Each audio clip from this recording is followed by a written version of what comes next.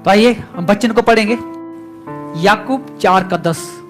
प्रभु के सामने दीन बनो तो वह तुम्हें शिरोमणि बनाएगा। Humble yourself before God and He will lift up you। आप कलीसिया में आए हो और परमेश्वर आपके विचार को, आपकी सोच को, आपके काम को, आपकी चिंता को जानते हैं। अगर आज आप कलीसिया में आए हैं, कई परेशानी से लेकर आए, हो सोचता कि कई प्रभु आज मैं चाहता हूं कि मेरे पापों को क्षमा करें, इसलिए प्रभु यीशु परमेश्वर ने अपने पुत्र प्रभु यीशु मसीह को अपने आप को बलिदान किया, कलवरी क्रॉस पे बलिदान किया, ताकि आप और मैं उस पाप से शिफा पा सके, उस पाप से हम छुटकारा पा सके। और यीशु मसीह ने कहा, हमने बोल्ड में लिखा, हे सब परिश्रम करने वाले बोझ लोगों मेरे पास आओ, मैं तुम्हें विश्राम दूंगा। कष्ट में, चिंता में, निराशा में वो विश्राम देने वाला खुदा है जब हम उसके सम्मुख आते हैं, क्योंकि वो हमारे विचार को, हमारी सोच को, हमारे काम हरेक को जानता है। लेकिन हमको क्या करना है, उसके पास हमको जाने की जरूरत है। एक कहानी याद है, खरगोश को किसने देखा है? सबने देखा है। खरगोश कैसा होता है? बहुत चालाक होता है, मींस क्लेवर होता है, फास्ट होता है, बहुत भागता है, बहुत दौड़ता है। वो अपना सुंदर है और अपनी जो दौड़ भागने में वो क्या करता है, अपने आप में घमंड करता है और लोग को लगाता है। एक कछुआ होता है और वो कछुआ को बोलता है, भाई आज हम रेस लगाएंगे। कछुआ के साथ बोलता, आज हम रेस लगाएंगे, देखते कौन जीतेगा। मैं और उसको चैलेंज करा, तू जीत नहीं पाएगा, मैं जीतूंगा। और वो एक दिन सब आके और वो क्या करता है, रेस में जाल जाता है। कछुआ उसको स्वीकार करता है। कछुआ स्वीकार कर तो ना नहीं करता, उसको पता है भागता बहुत है, लेकिन फिर भी कछुआ, उसको अपने ऊपर कॉन्फिडेंस था, अपने ऊपर भरोसा था। और क्या करता है, एक्सेप्ट करता है किसकी, उसकी चुनौती को। और जब एक्सेप्ट करता है और खरगोश तो भागना शुरू कर, कैसे भागता है खरगोश, वैसा दौड़ के भाग जाता। कछुआ ऐसा हिल रहा है, चार टांगों से ऐसा ऐसा भागता है ना, और खरगोश देखते देखते गायब हो गया। और खरगोश इतना दूर चले गया और जब देखा पीछे तो कछुआ तो कहां दूर, वो हिल रहा है उधर। खरगोश तो इतनी धूप है तो जाके क्या करता हूं, थोड़ा रेस्ट कर देता हूं पेड़ की छाया में, जाकर रिलैक्स हो जाता हूं। जितने में वो आएगा फिर मैं भाग जाऊंगा। और खरगोश पेड़ के नीचे बैठता, ठंडी छाया में, उसको नींद आ जाती है और नींद में सो जाता है। और क्या होता है, कछुआ चल रहा है टक टक टक करके अपनी चाल में, और उसने देखा तो खरगोश सोया है। उसने खरगोश को देखा, उसने कुछ को उठाया नहीं, चुपचाप से उसके सामने से निकलता गया और आगे चलता गया। तो खरगोश नींद में सो रहा है, खराटे मार रहा है। जब खरगोश जागा, अरे मेरे तो रेस, उसको याद आ गया और फिर भागने लगा। उतने में कछुए ने क्या कर दिया, रेस को जीत लिया। क्या मैं बताना चाहता हूं, हम लोग क्या करते हैं, अपने आप में हम भी भरोसा नहीं रखते, कॉन्फिडेंस नहीं रखते अपने आप में। अरे मैं तो बाइबल पढ़ना नहीं आता है, अरे मुझे तो प्रार्थना करनी नहीं आती है। परमेश्वर आपके मन को जानता है। परमेश्वर आपको नहीं जानता कि आप अच्छे अच्छे शब्द में, इंग्लिश में, हिंदी में बढ़िया बोलो, प्रार्थना करने की नहीं बोलता है। आपका विश्वास, कॉन्फिडेंस क्या है। खरगोश बहुत स्मार्ट था, बहुत सुंदर था, क्या हो गया, लज्जित हो गया, हरा दिया किसने, कछुए ने। आप और हमको क्या करना है, कछुए की तरह दृढ़ मजबूती से, कॉन्फिडेंस के साथ मसीह यात्रा में खड़े रहना है। आप खुद सक्सेस होंगे। हालेलुया। तो आज मैं कुछ बातों को इस अध्याय से सीखना चाहता हूं। क्या humble yourself before God and he will lift up your, अपने आप को परमेश्वर के सामने दीन करता कि आपको शिरोमणि बनाएगा। तो वही जल्दी से हम देखेंगे दानियल की पुस्तक, जो एक भविष्यवाणी की पुस्तक है। दानियल क्या करता, भविष्यवाणी किया, उसने स्वप्न देखा, दर्शन देखा। सेम प्रकाशित वाक्य में जो होता घटना है, वह दानियल की पुस्तक भी सेम है। अगर आप प्रकाशित वाक्य पढ़ेंगे तो आप दानियल की पुस्तक पढ़ना साथ, क्योंकि वो सारा भविष्यवाणी किया है।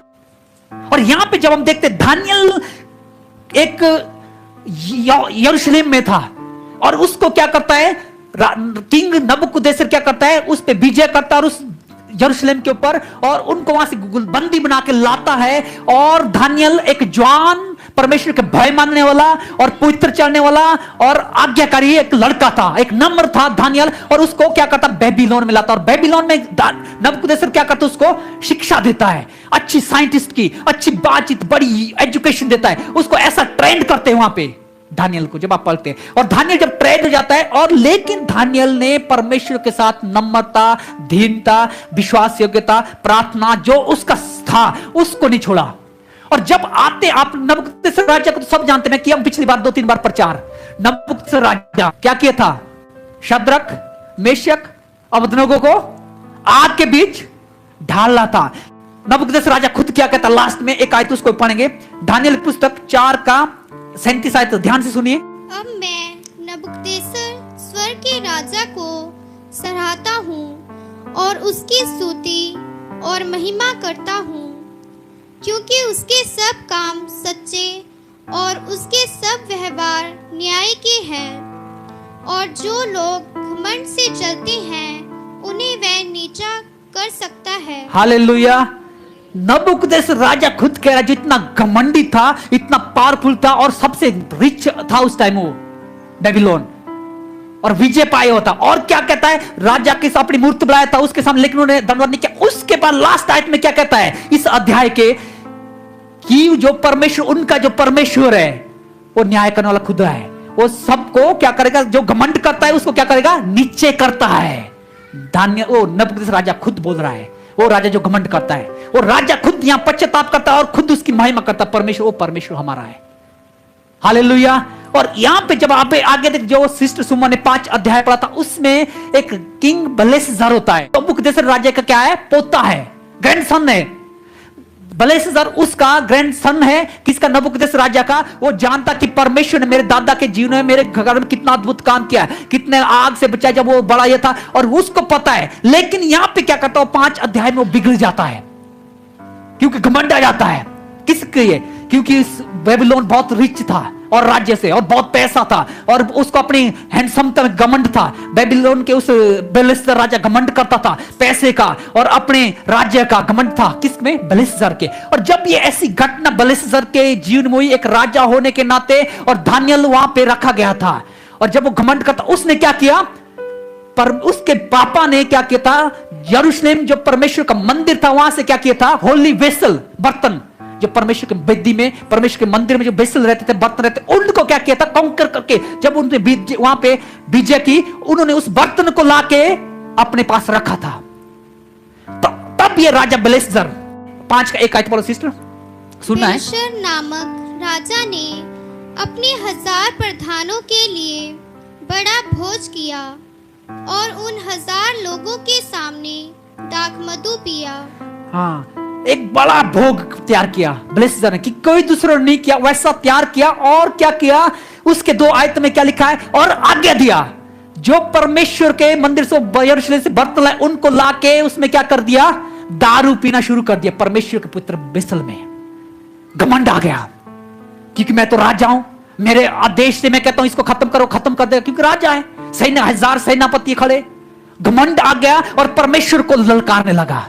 परमेश्वर के होली वेसल को लाके क्या करता है, दारू पीने के लिए, इसमें लिखा है, और दारू पीने लगा, मंदिर से निकाल के जो दारू पीने लगा, किसके साथ, वो भी अपने पत्नियों के साथ और रखैलियों के साथ, जो और उसने पत्नियां रखी थी। इसमें लिखा है, अगर आप आगे पढ़ना 2-3 आयत, आप ध्यान से देखो, 2 आयत में लिखा, दाखमधु पीते पीते बेलशस्सर ने आज्ञा दी कि सोने चांदी के जो पात्र उसके पिता नबूकदनेस्सर ने यरूशलेम के मंदिर से निकाल रहे थे, उन्हें लाया जाए, कि राजा अपने प्रधानों और रानी और रखैलियों समेत उसमें पिए।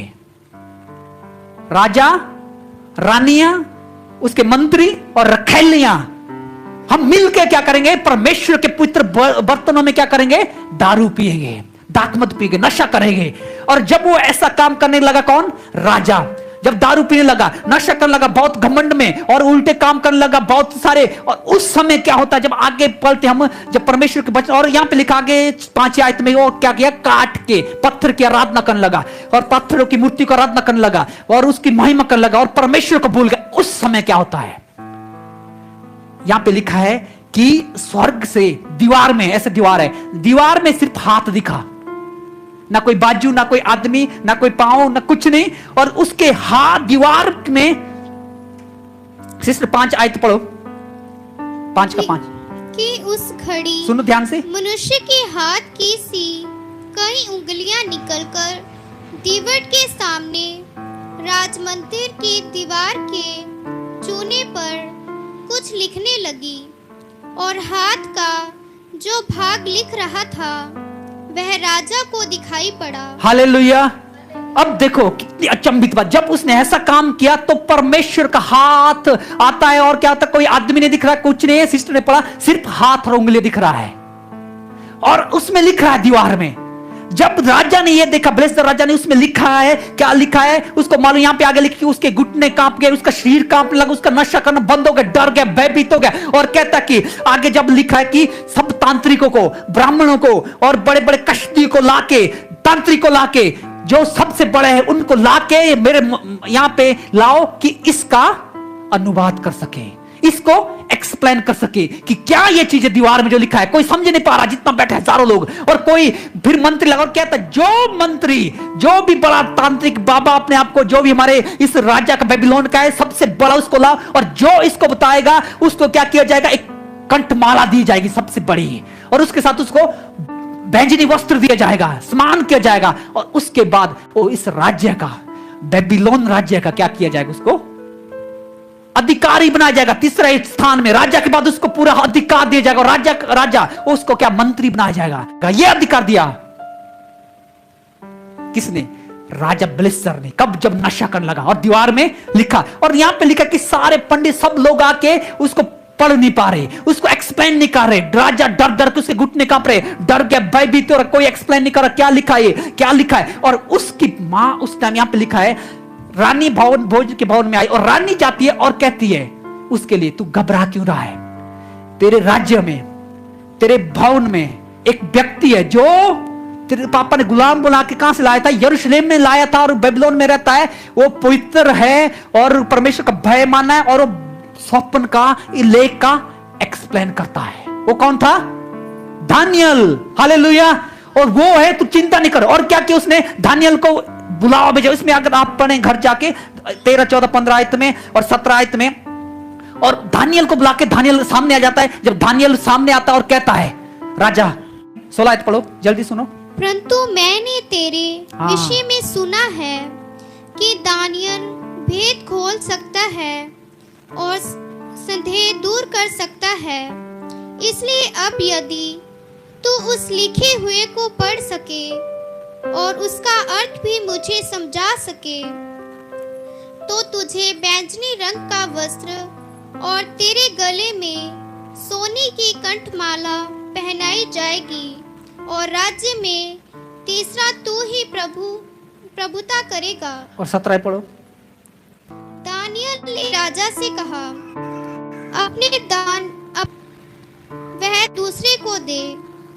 वह लिखी हुई बात मैं राजा को पढ़ सुनाऊंगा और उसका अर्थ भी तुझे समझाऊंगा। हालेलुया। राजा को बुलाता है, दानियल को राजा बुलाता है और क्या कहता है, ये बात तू मेरे को बताएगा जो ये लिखा है, तो मैं तुझे क्या करूंगा, सोने की कंठमाला, बैंजनी वस्त्र, और तीसरा प्रभुता करने वाला, शासन करने वाला मैं तुझे बनाऊंगा अगर तू बुलाएगा। दानियल क्या कहता है? दानियल ने वो पैसा, वो सोने की माला, वो कुछ नहीं लिया। क्यों? क्योंकि परमेश्वर का सच्चा दास था। वो कोई बिजनेस, कोई कमाई करने वाला नहीं था। क्या किया? तू अपने पास इस पैसे को रख, तू अपने पास इस धन को रख, मैं तुझे ये नहीं। क्योंकि वो परमेश्वर का दास था। जो परमेश्वर का दास सच्चा होता है, वो कभी आत्मिक हो तो कभी भी ऐसा काम नहीं करता था। आजकल क्या पास्टर, विश्वासी बोलेगा नहीं, आने से पहले क्या बोल देना, तब मैं प्रार्थना करूंगा, तब मैं भेद खोलूंगा, तब मैं तेरे लिए पूछूंगा। राजा दानियल क्या कहता है? तू अपने पास अपने सारा वस्त्र रख, मैं तुझे, तू क्या इसको क्या लगा, अपने दान को अपने पास रख, और जो बदला तू देना आत्मिक अगुआ होता है, जिसके अंदर प्रभु यीशु मसीह जन्म है, वही ऐसी बात कर सकता है। हालेलुया। और दानियल ने उसको इनकार किया, उसको ठुकराया, राजा की बात को नहीं माना, राजा के शासन को नहीं माना, और राजा क्या हो गया, बहुत कर तो कहता है चल ठीक है। उसके बाद कहता है जो भी ये लिखा है इसका अनुवाद मैं तुझे बताऊंगा, लेकिन मुझे कुछ नहीं चाहिए। जो ये लिखा है मैं इसको एक्सप्लेन कर रहा हूं। राजा बहुत खुश हो गया। लेकिन आगे जब आप पढ़ते इस स्टोरी को, आगे क्या होता है 23 आयत में, वो कहता है कि 23 आयत पढ़ो सिस्टर। वरन तूने स्वर्ग के प्रभु के विरुद्ध सिर उठाकर उसके भवन के पात्र मंगवाकर अपने सामने रखवा लिए, और अपने प्रधानों और रानियों और खेलियों समेत तूने उसमें दाखमधु पिया, और चांदी, सोने, पीतल, लोहे, काठ और पत्थर के देवता जो ना देख सकते हैं, कुछ जानते हैं, उनकी तू स्तुति करता है। परंतु परमेश्वर जिसके हाथ में तेरा प्राण है और जिसके वश में तेरा सब चलना फिरना है, उसका सम्मान तूने नहीं किया। हालेलुया। क्या किया उसने? जो मैं पहले बताया, आप बर्तन मंगाए, उसमें नशा किया, दारू पिया, और उसके बाद काट के पत्थर के आराधना करने लगा, मूर्तियों का आराधना करने लगा। जिसके कान नहीं है, लिखता है, दानियल कहता है, जिसके कान नहीं है उसकी तरह उपासना की, उसकी तरह रात चालना फिरना है, उसका सम्मान तुमने नहीं किया है। हमारा चाल चलन किसके है? जीवित परमेश्वर के हाथ में है। वो जीवित परमेश्वर का तो हमें कितना आदर देना है, कितना सम्मान देना है। क्या आप हम जीवित परमेश्वर का सम्मान करते हैं, उसका आदर करते हैं हमारे चाल चलन, हमारे बातचीत, हमारे उठने बैठने में? दानियल कहता है, तूने उसको ललकारा है जो जीवित परमेश्वर है। तुमने वो जब परमेश्वर तेरा चाल चलन को बढ़ाया, तुझे चलाता है, उसको तुमने उपासना नहीं किया, लेकिन तूने पत्थर के काट के उनको किया, लेकिन परमेश्वर का सम्मान नहीं किया। आपके हमारे जीवन परमेश्वर का आदर होना चाहिए, परमेश्वर का सम्मान होना चाहिए, परमेश्वर का ऑनर होना चाहिए, क्योंकि वो जीवित खुदा है। और उसके बाद जब ये बात बोलने के बाद दानियल क्या करता है? उसके बाद मैं अभी बताता हूं कि क्या लिखा है, और कहता कि तेरे राज्य का अंत हो चुका है। तेरा राज्य जो था, जो तेरा अपना तू घमंड करता है, ये राज्य जो है, दानियल कहता है, जो तेरे पिता जो कि जंगल में रह के गद्दा बन के घास चरा था, उस परमेश्वर के खिलाफ तू गया। इस अध्याय को पढ़ो आप, ऐसा लिखा है, उस परमेश्वर के खिलाफ तू गया जो जंगल में जाके घास चर रहा था, उसका पापा। फिर भी तू भूल गया उस परमेश्वर को, जीवित परमेश्वर को, उसका सम्मान नहीं दिया, उसकी आराधना नहीं किया, और तू पत्थर का और उसकी बेसल को गलत किया। और आज ने परमेश्वर क्या लिखा है कि परमेश्वर ने तेरे दिन को गिन लिया है। यहां देखो सिस्टर, इस लेख का अर्थ यह है, मने अर्थात परमेश्वर ने तेरे राज्य के दिन गिनकर उसका अंत कर लिया है। परमेश्वर ने तेरे राज्य के दिन को गिनकर उसका अंत कर दिया है। अर्थात तलेक, अर्थात तू मानो तराजू में तौला गया और हल्का पाया गया है। परहेज का मतलब अर्थात तेरा राज्य बांटकर मंदियों और फरीसियों को दे दिया गया है। वो कौन करता है? परमेश्वर ऐसा करता है। कब? जब हमारे अंदर घमंड आता है। बेलशस्सर ने क्या किया? घमंड किया। बेलशस्सर क्या अपने आप में घमंड कर दिया, मेरे पास इतना पैसा है, धन दौलत है, मैं तो कितना बड़ा राज्य, हम तो विजय डाला दूसरे राज्य के ऊपर, दूसरे राज्य के ऊपर चढ़ाई, हम जीत गए। तब परमेश्वर का हाथ लिखता है। वो परमेश्वर आज भी आपके साथ है। वो परमेश्वर आपके हाथ को भी जानता है, आपके चाल चलन को जानता है, आपके उठने बैठने को भी जानता है। तेरे राज्य के दिन गिन लिए हैं, और तेरा राज्य जो दूसरे राज्य में बांटा गया है, और उसी रात को लिखा है, तीसरा थे, उसी रात कदेशियों का राजा बेलशस्सर को मार डाला गया। उसी रात मार दिया गया। जब हम परमेश्वर के खिलाफ खड़े होते हैं, जब हम परमेश्वर की आराधना महिमा को हम ठुकराते हैं, तो हमारे जीवन में ये बात घटना घटती है। क्या किया? उसी दिन मारा गया, और दास मादी जो कोई 12 वर्ष का था, उसको राजगद्दी में बैठा गया। 12 वर्ष का व्यक्ति को उठाया गया। उसके बाद क्या लिखा है? दानियल उसका वहां का राजा बना है। आगे जब अध्याय में पढ़ते हम, तो कब होता है? जब हम परमेश्वर के सामने नम्र, दीन और अनुशासन बनते हैं, परमेश्वर हमारे जीवन में काम करता है। अगर हम इस तरह बेलशस्सर के जीवन की तरह, बेलशस्सर की तरह करते, तो क्या करते हैं? परमेश्वर का सम्मान नहीं देते, परमेश्वर हमें नाश करता है। उसको खत्म किया, राजा खत्म हो, क्योंकि घमंड कर दिया अपने आप में, और उसको उसी रात मारा, उसी रात को मारा दिया है। जब दानियल ने एक्सप्लेन किया, तेरा राज्य खत्म हो गया, तेरा राज्य बांट दिया गया, और तेरा दिन खत्म है, तो कैसे उसका भूल गया उस परमेश्वर को, और उसी रात को उसको मार दिया गया। मेरे प्रिय मसीह भाई और बहनों, इसलिए हमको नम्रता के साथ प्रभु के साथ चलना है, एक विश्वास के साथ, नम्रता के साथ, एक अपने आप को हम्बल करके परमेश्वर के साथ चलना, धीरज के साथ चलना है, क्योंकि परमेश्वर का वचन कहता। आइए अपनी आंखें बंद कर कुछ समय के लिए जो बात आज हमने सीखा,